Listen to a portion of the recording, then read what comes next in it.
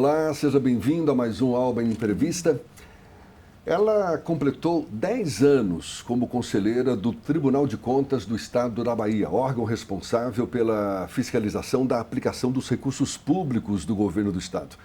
E certamente tem muito o que comemorar, muitas conquistas a celebrar, até mesmo pelo fato de ser uma mulher ocupando um espaço de poder normalmente, historicamente, ocupado por homens.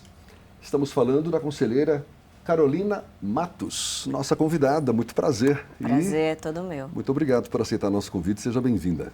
Obrigada, obrigada. Eu que fico muito honrada e agradecida por ter a oportunidade de participar do programa Alba, TV Alba Entrevista, na TV Alba, que uma entidade que eu admiro tanto, e sobretudo por estar na Assembleia Legislativa da Bahia, que é a nossa casa legislativa, a Casa do Povo. Fico muito feliz.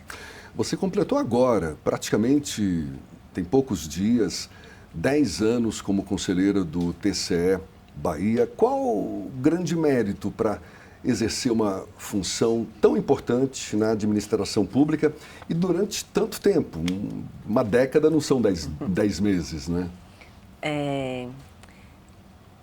O grande mérito, no meu caso, veio através do concurso público, né? Eu fui indicada pela vaga do Ministério Público de Contas, cargo para o qual eu tinha feito concurso anteriormente.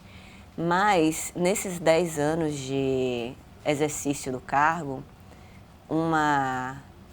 eu acredito que uma qualidade que me destacou muito nesse exercício de função e que me deixa extremamente feliz e honrada é a possibilidade de servir a população baiana. Isso realmente eu faço com muita alegria. Quais são as principais responsabilidades de um conselheiro de um TCE? Bom, a função de conselheiro, tradicionalmente, ela impõe o julgamento de contas, a fiscalização do orçamento público. A fiscalização do erário é a nossa principal função. Como a gestão pública ela muda muito, a gestão pública acompanha a própria sociedade e a sociedade está em constantes mudanças. Então, necessariamente, a gestão muda e a fiscalização também precisa mudar para acompanhar. Então, antes, tradicionalmente, o ofício dos conselheiros de tribunais de contas era muito voltado para julgamento de contas, apreciação de contas, recebimento de denúncia, prestação de contas.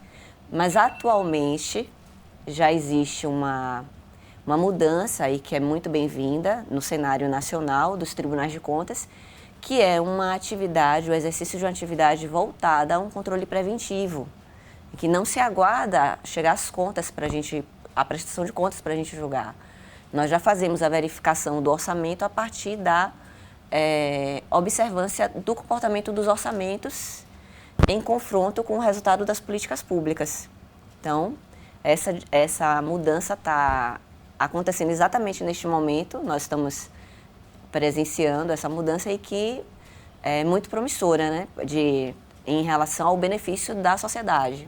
Como é que a senhora avalia a transparência dos gastos dos órgãos públicos? Porque é importante na medida em que até existe essa prevenção, não é? Que antecede, digamos, a fiscalização propriamente dita, depois que as contas chegam para ser fiscalizadas. Os próprios órgãos facilitam essa disponibilidade dos recursos? A transparência, ela não só é importante, como ela também é necessária. Infelizmente, nós não temos uma cultura, isso é no Brasil todo, tanto nos municípios quanto nos estados, nas unidades federativas estaduais e também na União Federal. Nós não temos uma cultura muito consolidada no sentido da transparência. Então, em muitas oportunidades, as pessoas interessadas precisam ir até as instituições e solicitar esses dados. Em outras ocasiões, os dados são apresentados de maneira um pouco complexa, truncada, então isso também não é bom. O ideal é que fosse um ambiente absolutamente devassado e com dados acessíveis, com informações acessíveis para toda a população. Nós tentamos, na medida do possível, incentivar, fomentar essa cultura de transparência em relação aos nossos jurisdicionados. Então, tanto em relação aos nossos jurisdicionados, como também em relação às nossas próprias atividades. Então, já nessa perspectiva, é que a partir das contas do governo do exercício de 2015, nós desenvolvemos, no ambiente do meu gabinete, a produção de uma contas de governo em sua versão cidadã.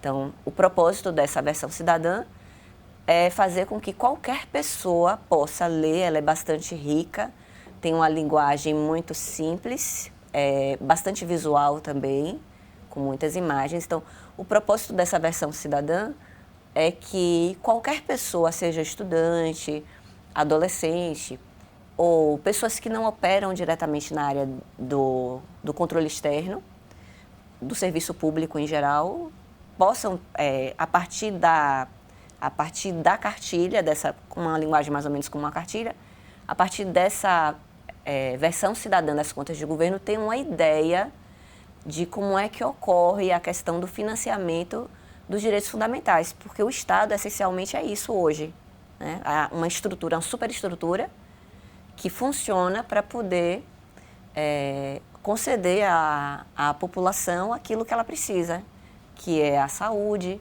a segurança pública, a infraestrutura da cidade, do Estado, o fomento à economia com oportunidades de empregos, entende? É mais ou menos isso aí. O trabalho da gente vai mais ou menos nesse sentido, né, no que diz respeito à transparência. Mas essa cultura da transparência, que nem sempre é facilitadora do trabalho de vocês, do trabalho de fiscalização, chega ao ponto de retardar, de prejudicar o próprio julgamento das contas? Ao longo desses seus 10 anos de experiência, já houve casos assim de não se concluir o julgamento das contas por conta de dificuldade de acesso aos números? Enquanto órgão detentor da competência do controle da gestão, o Tribunal de Contas, ele tem, no desempenho da sua própria função, ele faz uso de prerrogativas.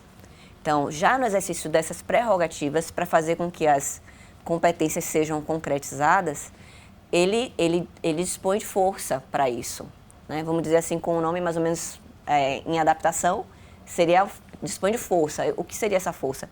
O próprio Tribunal de Contas, ele tem acesso aos sistemas do Estado. Então, o exercício da nossa função apenas de maneira pontual esteve prejudicado pelo não fornecimento dessas informações ou pela falta de transparência. E, para isso, nós denominamos de limitação de escopo. O nosso escopo foi limitado através da negativa de um jurisdicionado, de um ente fiscalizado. E, para isso, justamente porque a Constituição, ela não só dá os poderes, mas ela dá os meios necessários para que esses poderes sejam executados. Então, ela permite ao Tribunal de Contas, ao Estado, no caso, que por meio das suas leis, cerceie esse tipo de comportamento. E isso é feito através de multa, né? Então, a partir da hora que existe uma limitação de escopo, automaticamente também existe a imposição da multa em relação a esse escopo. É real a percepção de que, na relação do Tribunal de Contas do Estado com os próprios órgãos públicos, os conselheiros são vistos ou são temidos pelos próprios órgãos na medida em que têm uma função muito cruel, digamos assim, na medida em que querem ver linha por linha, não é, da aplicação dos gastos públicos? Bom, naturalmente, ninguém gosta de ser fiscalizado, né? Seja na vida privada, seja na vida institucional, é do ser humano mesmo. Ninguém quer ser fiscalizado, ninguém gosta, não é uma satisfação você ser fiscalizado.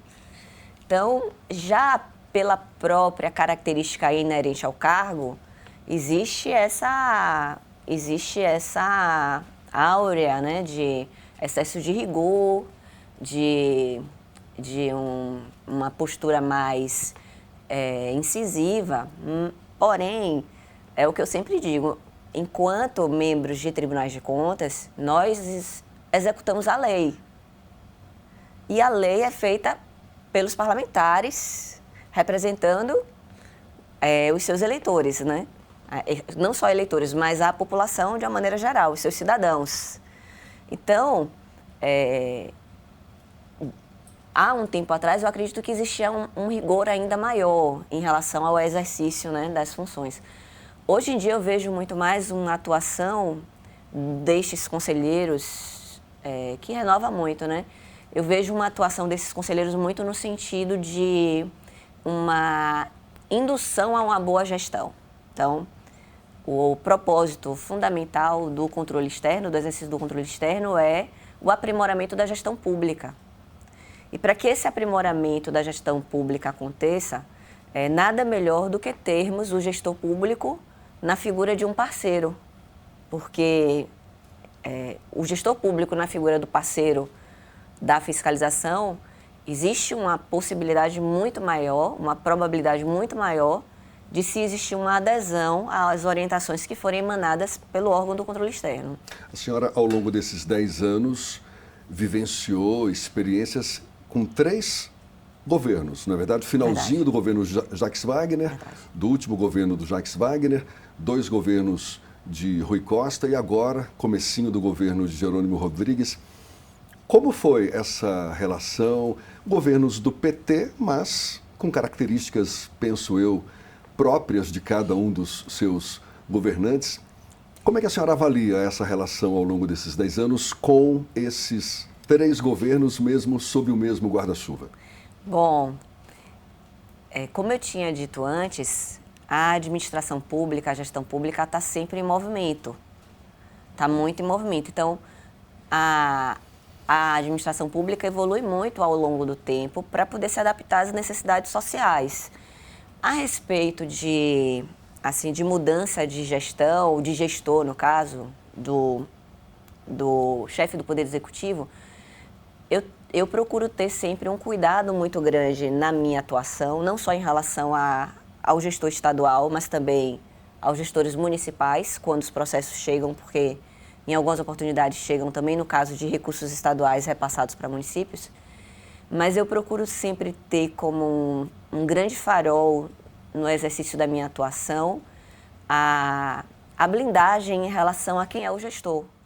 Então, para mim, independentemente de quem tiver sido, quem está atrás daquele processo, talvez por ter sido oriunda de uma carreira técnica e não ter muita destreza no ambiente político, tenha sido mais fácil para mim a apreciação dessas contas de governo, tanto do período do governador Jacques Wagner, como também do governador à época, Rui Costa, e agora o governador Jerônimo Rodrigues. Porque o que importa efetivamente é o que está dentro do processo. Então, a figura que está ali representando fora, para a procedimentalização do processo e para a apreciação dentro do Tribunal de Contas, não tem tanta influência. O que importa efetivamente é o que está nos balancetes do Estado, que está nos resumos de execução orçamentária, a forma como se comporta e também a apresentação da defesa pela Procuradoria-Geral do Estado. Então, os elementos que estão constantes dentro dos autos é que efetivamente importa para fazer essa apreciação. No caso do atual governo, as contas só serão analisadas no ano que vem, né? 2024, as contas do ano isso. São analisadas no ano seguinte. Isso. Mas, ao longo desses 10 anos, quais suas principais conquistas? E aí eu vou pedir que a resposta fique para o próximo bloco, a gente volta já já. Nossa convidada, a conselheira Carolina Matos, que tem recentemente conquistado os 10 anos como conselheira do TCE Bahia. A gente volta já.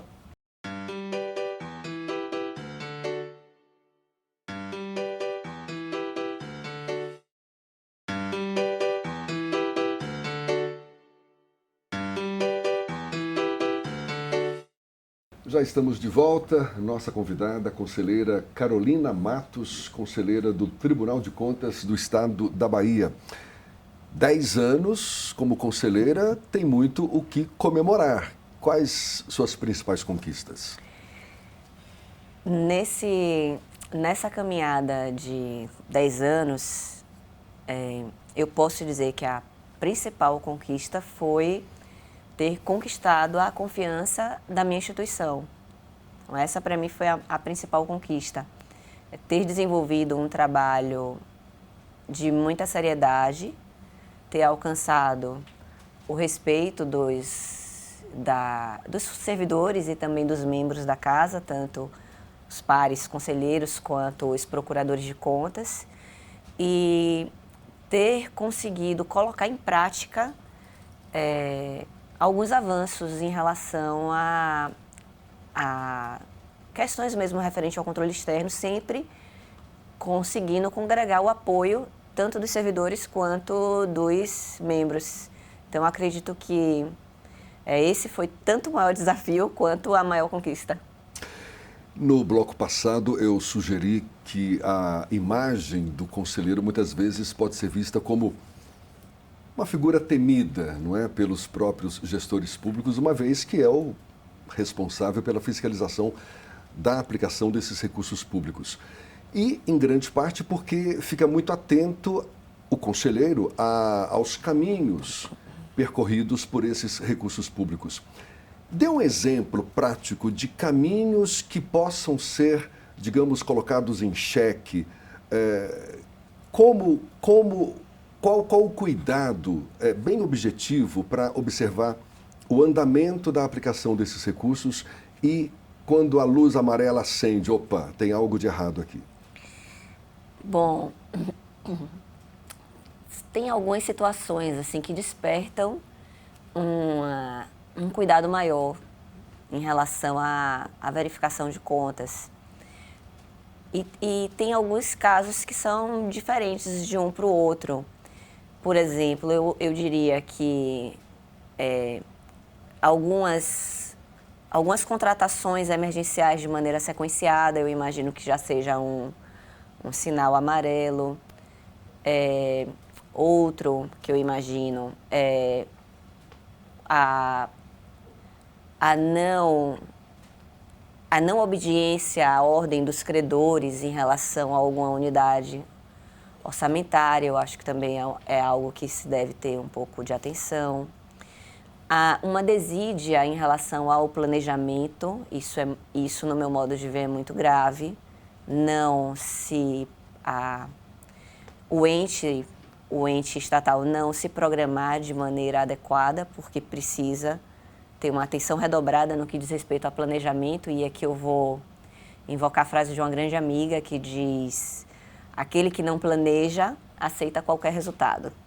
Então, ter esse cuidado no que diz respeito ao planejamento no uso dos recursos públicos, no que diz respeito às peças orçamentárias. Nós temos o plano plurianual, que é aprovado aqui na Assembleia Legislativa, com previsão de vigência por 4 anos. Nós temos também a Lei de Diretrizes Orçamentárias, que fixa as metas e as prioridades. Nós também temos a Lei Orçamentária Anual.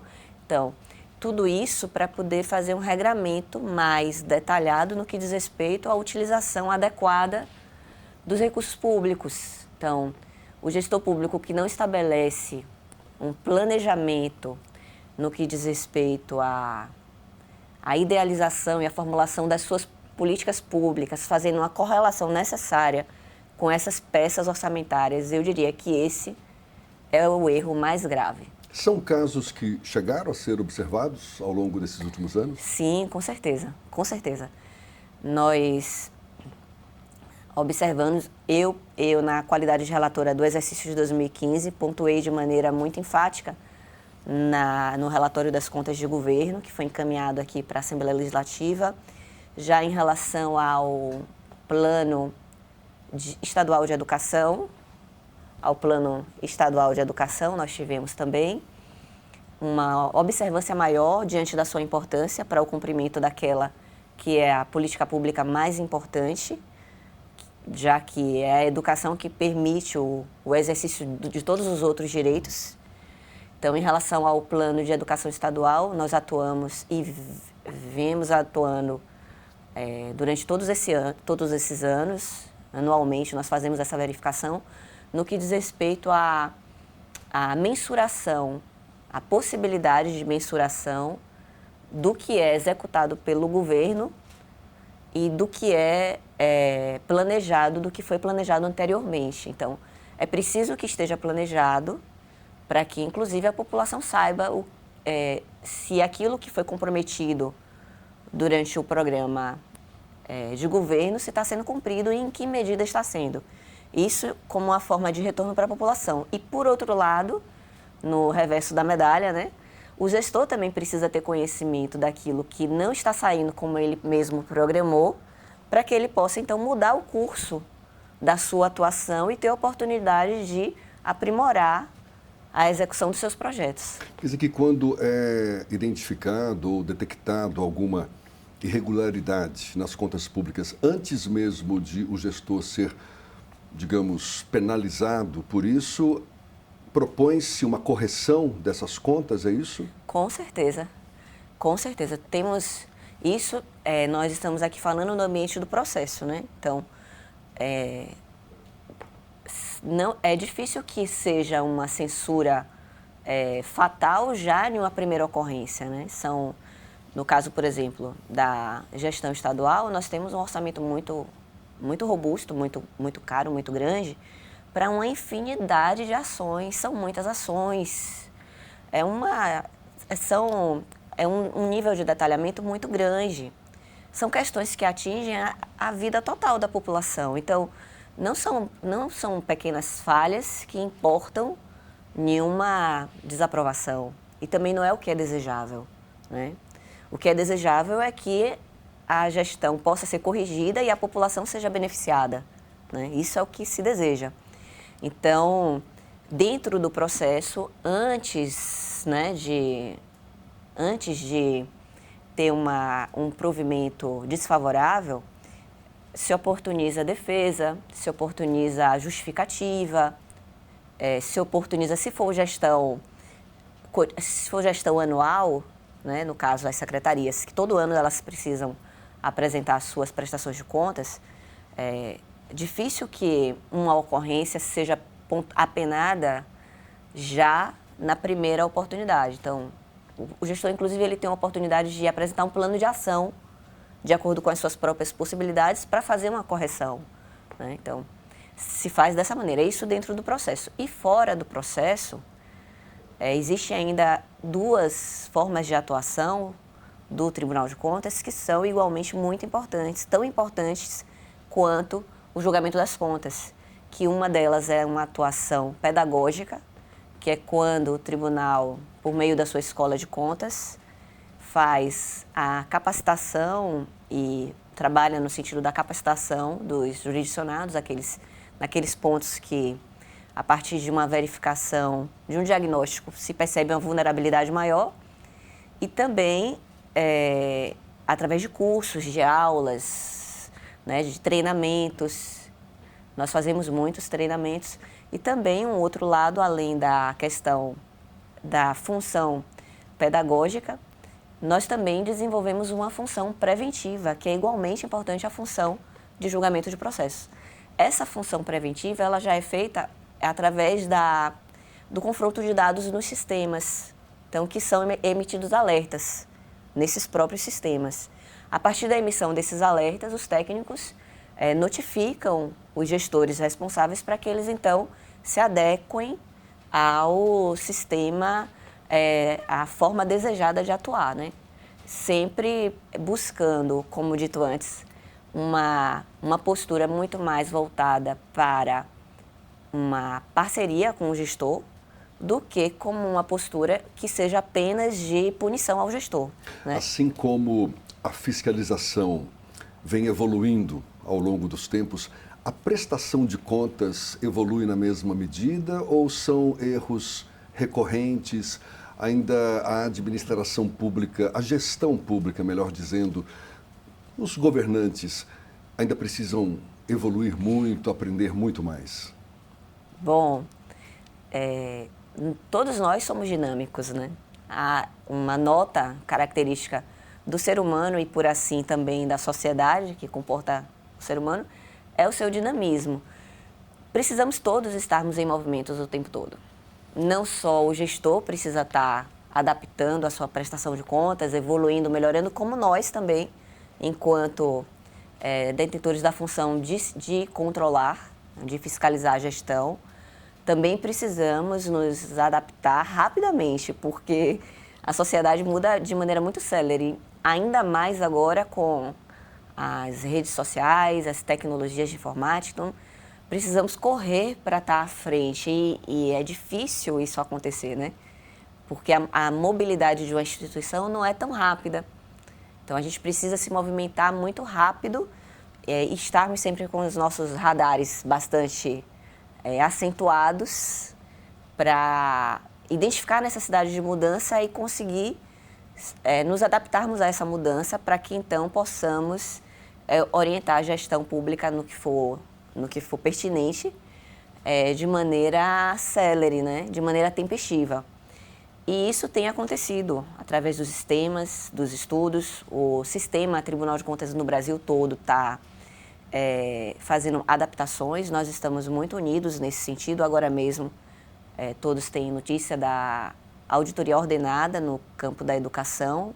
Foram mais de 788 técnicos em campo, mais de 1.088 escolas públicas sendo fiscalizadas com foco direcionado à infraestrutura. Então, nesse sentido, nós também estamos unidos para desenvolvermos tecnologias e conseguimos estar à frente. E, nesse sentido, o gestor público também acompanha, porque a orientação da prestação de contas que você perguntou, ela é regulamentada. Então, não é uma escolha do gestor. Ele precisa adaptar a sua prestação de contas, colocando-a no nível de exigência dos órgãos de controle. Eu falei no início que esse espaço de poder ocupado durante 10 anos, historicamente, normalmente ocupado por homens. Qual a sua avaliação, que mérito especial existe pelo fato de ser uma mulher e sendo homenageada, como foi agora recentemente pelos seus 10 anos, num espaço tão cobiçado? Olha, Jefferson, eu vou lhe dizer que dá uma pontada de tristeza no coração, viu? Por quê? De maneira muito honesta. Porque ser a única mulher nesse ambiente, nessa bancada, não me traz de maneira nenhuma motivo de orgulho, me traz motivo de pesar.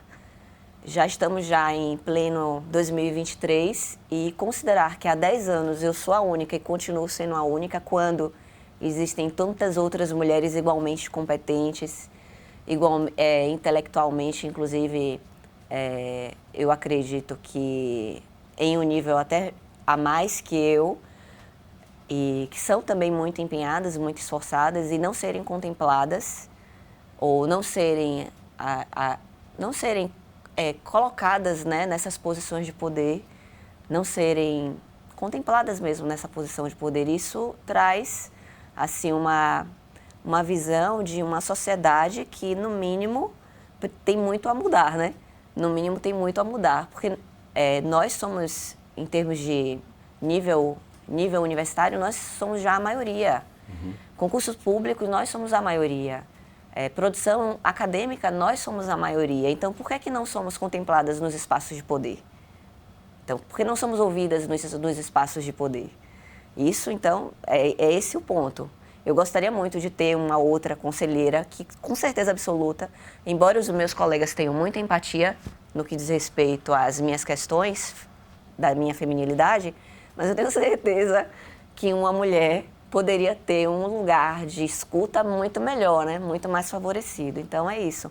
Eu espero que a nomeação da conselheira do Tribunal de Contas dos Municípios, a doutora Aline Peixoto, possa ser um marco no sentido de uma mudança promissora que venha aí, seja descortinada, no sentido de integrar mais mulheres nos colegiados e também nas posições estratégicas dos tribunais de contas e das outras instituições públicas. Conselheira Carolina, parabéns pelas suas conquistas. Obrigada. E muito obrigado pela sua disponibilidade. Eu que agradeço. Seja sempre bem-vinda aqui Obrigada. Conosco. A gente encerra por aqui e muito obrigado a você também que acompanhou esse nosso bate-papo. Até uma próxima. Tchau.